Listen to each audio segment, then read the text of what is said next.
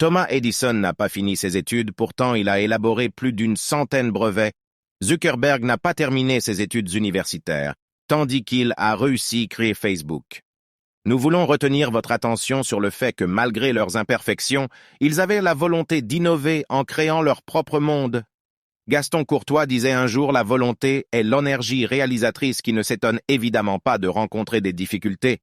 Ce qui souvent peut paraître chance au hasard n'est que le fruit d'un long travail préalable et la volonté d'aboutir. La volonté est l'élément déclencheur de toute action humaine dont les effets entraînent des conséquences, soit positives ou négatives.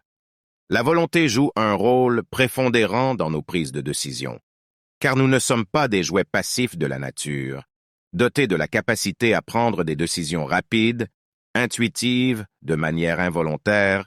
Cependant, nous sommes capables d'aller contre nos inclinations premières au prix d'un effort de volonté. Avoir de la volonté, c'est aller contre nos réflexes institutions et les remplacer par des comportements qui nous semblent mieux à la solution, mieux adaptés à nos buts à court terme ou long terme.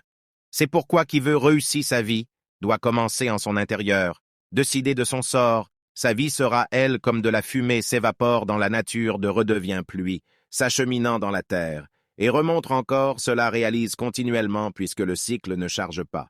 Ou sa vie sera comme un œuf volant muni de belles toiles de solide bois intérieurement, mais guidé par une force externe, et à mesure qu'il prend de la hauteur, on dirait qu'il diminue en grosseur, mais dans la réalité, il reste le même, et ne fait que monter plus haut. Pour réussir, il faut y croire. Puisque la volonté, c'est la disposition mentale qui traduit les intentions en actes et en assurer les pleines réalisations. Abonnez-vous pour une autre vidéo, à la prochaine.